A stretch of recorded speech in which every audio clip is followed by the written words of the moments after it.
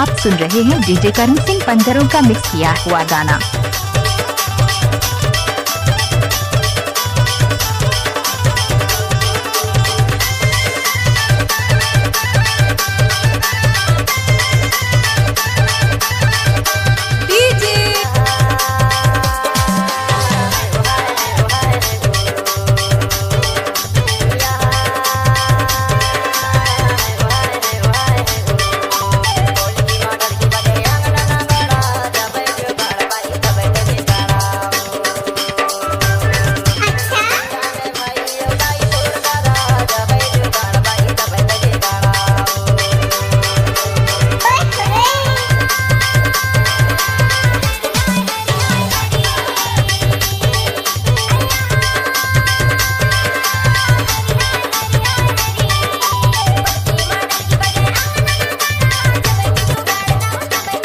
DJ करण जिला मंडला वाले।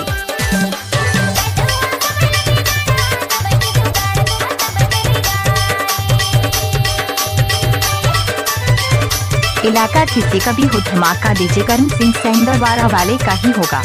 अच्छा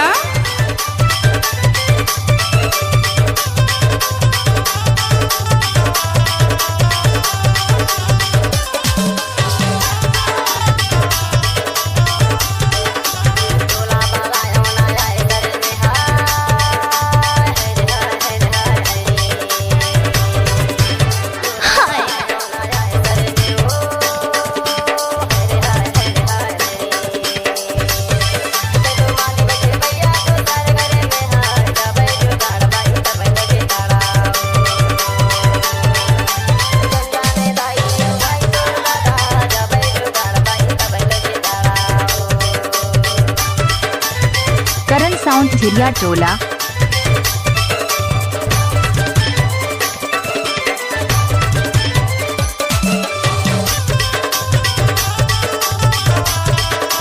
कैसे कर फंस रे आए कैसे कर फंस नाच न वो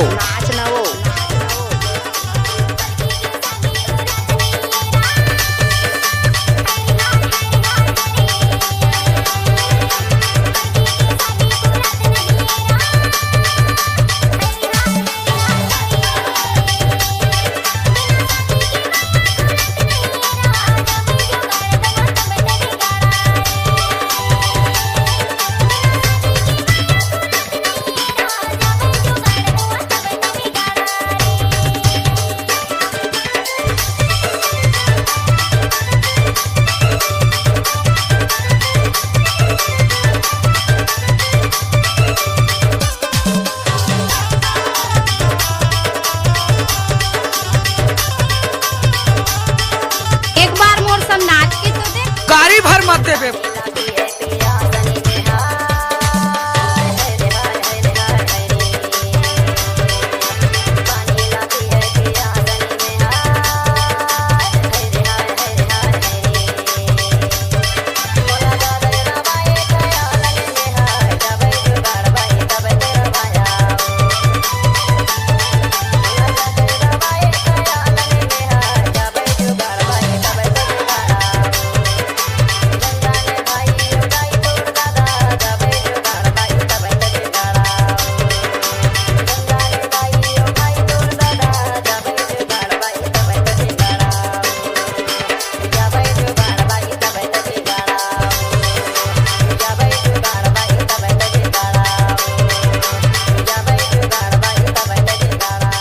डीजे